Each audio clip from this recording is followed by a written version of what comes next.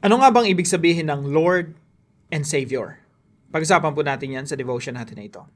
Magandang araw po sa bawat isa sa inyo. Welcome back to our 365 Daily Devotions Seminar Edition. Na yung topic po natin ngayon ay may kinalaman po sa evangelism. Evangelism is the proclamation of the gospel to unbelievers. The word comes from the Greek euangelizo, which means to announce good news. Ganun lang po kasimple yung evangelism, to announce good news. Ano ba yung good news natin? Na meron pong pagliligtas na ginawa ang ating Panginoong Jesucristo. It is not just an optional task. It is the joyful duty of every believer to share the message of Christ's life, death, and resurrection to a world in a desperate need of salvation. The main goal of evangelism is to submit the nations under the lordship of Christ. So, yung goal po ng evangelism sakupin lahat ng mga bansa, maging disipulo sila ng ating Panginoong Jesucristo. Kaya po yung evangelism, hindi lamang po yan to save people through the message, kundi to submit people under the lordship of the Lord Jesus Christ. Now, sabi po rito sa 2 Peter chapter 1 verse 11, "For in this way there will be richly provided for you an entrance into the eternal kingdom of our Lord and Savior, Jesus Christ." So, dito po si Apostol Pedro po, mayroong tinutukoy siya ritong entrance into the eternal kingdom.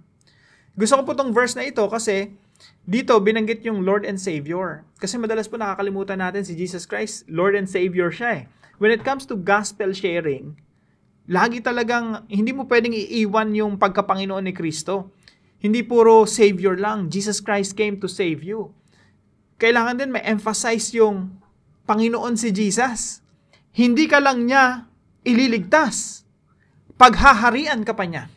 Kaya po, maganda po na naunawaan natin ano ibig sabihin ng Lord and Savior. Para pag nag-i-evangelize tayo, nag-share tayo ng gospel sa mga kamag-anak natin, sa mga mahal natin sa buhay, ang goal natin hindi lang basta maligtas sila eh.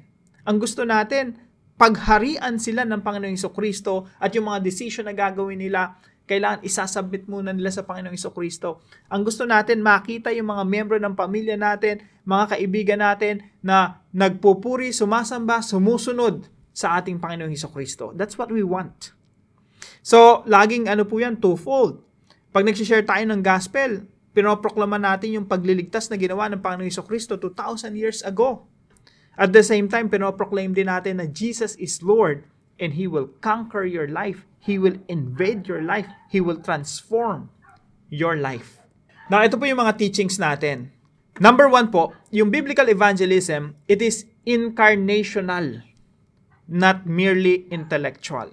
Incarnational. Ano ibig sabihin ng incarnational? Maganda po kasi yung salitang incarnate. Pag sinabi nating incarnation sa Bible, ito po ay tumutukoy sa ginawa ng Panginoong Jesucristo. Siya po ay Diyos na nagkatawang tao. Yun po yung God incarnate. Pag tinignan niyo po rito sa John chapter 1 verse 1, "In the beginning was the Word, and the Word was with God, and the Word was God." Sa simula ay ang salita, at ang salita ay kasama ng Diyos, at ang salita ay Diyos.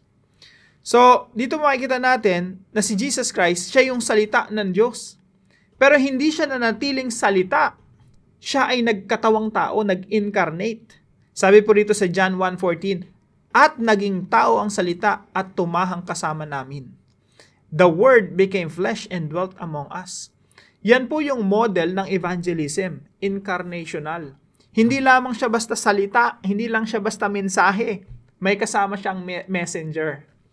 Parang ganito po yan, no? Si Lord, napakaganda na ginawa ng Panginoon sa atin. No? Hindi niya lang basta sinabing, mahal kita. Ginawa niya, yung pagmamahal, nagkatawan tao, si Kristo. At sabi nga rito, tumahang kasama namin, na-experience namin yung pagmamahal ng Panginoon. Sa pamamagitan ng Panginoong Jesucristo, ipinakita ng Diyos ang pag-ibig niya sa atin. Nung tayo'y makasalanan pa, si Kristo ay namatay doon sa krus. Yan yung incarnational. Yung evangelism, ganyan din po. Incarnational. Hindi nahihiwalay yung mensahe sa mensahero. Evangelism is incarnational, not merely intellectual. Hindi mo lang sa kanila pinanuunawa yung katotohanan. Ipinamumuhay mo pa yung katotohanan. Hindi mo lang sa kanila sinasabi yung pag-ibig ng Diyos na ipinakita kay Kristo Jesus nung namatay siya doon sa krus. Ipinararanas mo pa sa kanila yung pag-ibig ng Panginoong Jesucristo. Kung paano ang Panginoong Jesucristo, siya ang salita ng Diyos. Ang salita ay nagkatawang tao, nag-incarnate, na-experience namin yung pagmamahal ng Diyos sa pamamagitan ng Panginoong Jesucristo. Dapat rin ganun po sa atin. Pangalawa po, it is earthward, not merely heavenward. Ito po ay earthward. Ibig sabihin, pag sinabi natin eastward, patungo sa east. Pag sinabi natin westward, patungo sa west. Pag sinabi natin earthward, patungo sa earth. So yung evangelism po, patungo talaga sa earth. Ano ibig sabihin nito? Minsan po kasi pag nag-share tayo ng gospel, inisip natin si Jesus Christ. Parang passport lang, visa, no? Okay, tatataan ka. May passport ka na patungo sa heaven. Ang emphasis natin mga Kristiyano, laging ganun. Papunta ka sa impyerno, here is the gospel, passport si Jesus, go to heaven. Okay? Ito ay visa mo, papasukin ka na sa langit. Parang yun lagi ang emphasis natin. Pag namatay ka, saan ka mapupunta? Punta ka sa langit. Si Jesus, ito, passport. Mga kapatid, yung evangelism, hindi lang siya basta heavenward. Earthward siya. Ano pong ibig sabihin nito? Sabi po rito sa Matthew chapter 4 verse 23. And he went throughout all Galilee, teaching in their synagogues and proclaiming the gospel of the kingdom. Yung gospel po, yung yun. So, yung gospel of the kingdom na to, again, na-experience ng mga tao, nag-incarnate Healing every diseases in every affliction among the people. Naramdaman nila kay Kristo yung pagpapagaling, yung pag-ibig ng Diyos, talagang feel nila sa ministeryo ng Panginoong Jesucristo. So sabi dito, gospel of the kingdom. Yung gospel of the kingdom po yan, earthward po yan. Talagang papasukin yung mundo, babaguhin yung mundo. Kaya po sabi rito sa Matthew 6:10, ganito daw dapat tayo manalangin. Our Father in heaven, hallowed be your name. Your kingdom come. Your will be done on earth as it is in heaven. Dumating nawa ang iyong kaharian. So yung gospel of the kingdom na tinutukoy rito sa Matthew 4:23, earthward po yan From heaven to earth. Hindi po lagi ang sinasabi natin, ito passport, go to heaven. Hindi po, yung gospel of the kingdom nga, from heaven to earth. Your kingdom come, your will be done on earth as it is in heaven. So, earthward po Ang gustong gawin ng Diyos, yung kanyang kaharian, pasukin yung mundo, at yung mundo maging kaharian niya. At yung mga tao, pagharian niya. Kaya ang proclamation natin ng gospel, earthward, sakupin ang mundo. Sakupin ang ating mga buhay. Sakupin ang ating mga pamilya ng paghahari ng Diyos. So, it is earthward, not merely heavenward. Hindi yan yung pagtakas, papunta sa langit, iwan natin yung mundo. Hindi po ganun. Baligtad yung sinasabi ng Bible. Sakupin ang mundo, baguhin ang mundo, magdulot ng pagbabago sa iyong buhay. That's evangelism. Magkaroon ng transformation sa ating mga buhay, sa ating mga pamilya, sa ating mga trabaho, sa lahat ng ating mga ginagawa. And number 3 po, it is about lordship, not merely about salvation. Again, sabi po rito sa 2 Peter chapter 1 verse 11, si Jesus Christ, both Lord and Savior. Kung gusto mong makapasok sa kaharian ng Diyos, sa walang hanggang kaharian ng Diyos, kailangan kilalanin mo ang Panginoong Jesucristo ng Lord and Savior. Kaya po yung evangelism, ang ine-emphasize din natin, lordship, pagbabago ng buhay ng mga tao. Kaya meron kasamang warning kapag nag-share tayo ng gospel. Sasabihin natin sa akin, nakausap natin, alam mo, si Jesus, Savior siya. Ililigtas ka talaga niya mula sa tiyak na kapamakan. Pero here's the warning. Kung gusto mong sumunod sa Panginoong Jesucristo, you have to count the cost. You have to give up everything. Kaya sabi nga ng ating Panginoong Jesucristo, he who cannot renounce everything, he who does not give up everything, he cannot be my disciple. So you have to count the cost. Tingnan mong mabuti. Kaya ko bang maging disipulo ng Panginoong Jesucristo? Panginoon siya Dahil siya ay Panginoon, I have to give up my life. I have to surrender everything to Him. Yun po yung pagiging Lord ni Jesus Christ. He will demand all of you. He will require all of you. Talagang buong-buo kailangan mo isurrender sa Panginoong Jesucristo. At yan po yung evangelism. We submit people. Iproproclaim talaga natin na si Jesus, He is Lord. He will not allow half-hearted commitment. You have to surrender everything. 100%. Sabi nga, if Jesus Christ is not the Lord of all, He is not the Lord at all. Paano po natin ito i-apply sa ating mga buhay? Number 1, live worthy of the gospel of Christ. Yan po, again, pag-share ng gospel, iba yung sinabi mo eh. Intellectual yun eh. You share the truth. Pero iba rin yung ipinamuhay mo. You live the truth. Iba yung nag-incarnate. Ibig sabihin, yung mensahe mo na ipamuhay mo, naging katawan siya. Kaya nga sinasabi sa Bible, tayo kinatawan ni Kristo. Ibig sabihin, si Kristo na minemensahe natin, ikinakatawan din natin, ipinapamuhay din natin. We are ambassadors of Christ. Pangatlo po, share the earthward gospel of the kingdom. Yung gospel po, earthward. From heaven to earth. Thy kingdom come, your will be done on earth as it is in heaven. Kaya pag nag-share tayo ng gospel, i-demand natin dun sa tao na, bro, sister, si Jesus Panginoon siya.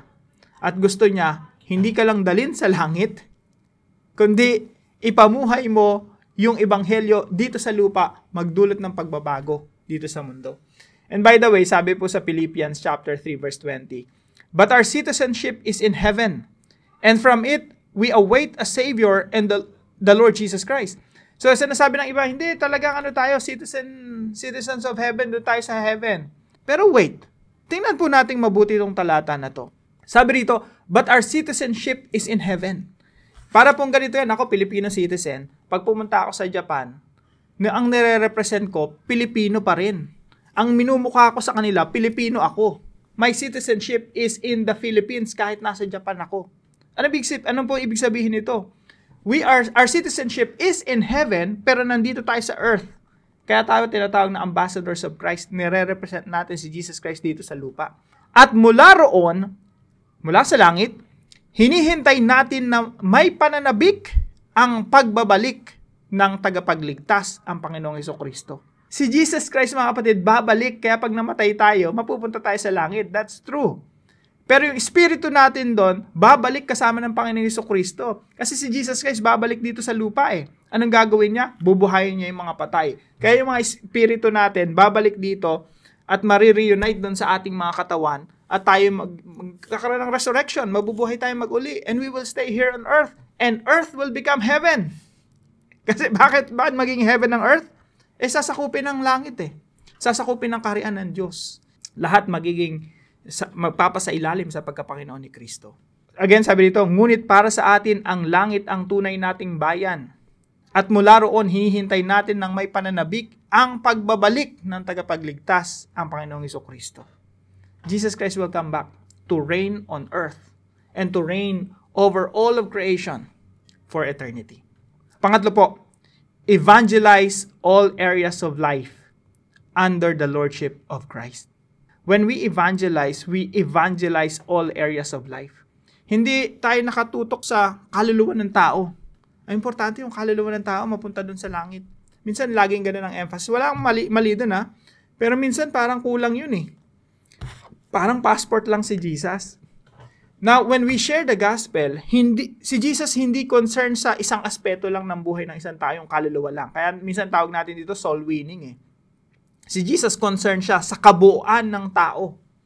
Kaya kahit nga isang security guard, nagtatrabaho, pag sineran ko ng gospel, pati yung pagiging security guard niya, kailangan mapasailalim sa pagkapanginoon ni Kristo. All areas of life yun. Yung trabaho niya, pamilya niya, isipin po natin yung buhay natin parang kwarto-kwarto. Merong kwarto ng trabaho, there's room for family, there's room for hobbies, there's room for whatever activities. Lahat ng yun, sasakupin ni Kristo. Hindi yung isang aspeto lang ng buhay mo na patungkol sa espiritu, spiritual, pagbabasa ng Bible at pagpunta sa church. Hindi, lahat sasakupin ng Panginoong Jesucristo. That's why when we evangelize, we tell people, bro, si Kristo Panginoon, sasakupin niya lahat sa iyo. At ikaw, you have to be willing to surrender everything to Jesus Christ. It's not just about going to heaven. It's about surrendering all of life underneath the lordship of Jesus Christ. Now, para po sa ating discussion, why do we have to share the gospel that Jesus is both Lord and Savior? Pag-usapan po natin to sa ating mga discussion groups. Tayo po'y manalangin. Heavenly Father, thank you for the good news of salvation through Jesus. You rescued me and gave me eternal hope. Now give me the courage to share the same hope with others. Help me not to be ashamed of the gospel, but to speak it with love and boldness. Open doors for divine conversations and prepare hearts to receive the truth. Remind me that I'm not alone. Your Spirit empowers me.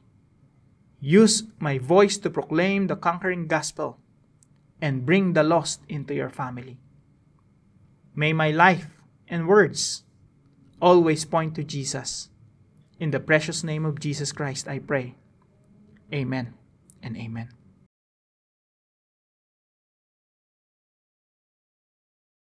At kung kayo po may natutunan sa devotion natin na ito, palam niyo lang po sa comment section right below this video, and please share this devotion to your family and friends. God bless you po. See you po tomorrow 5 a.m. dito sa ating Daily Devotions.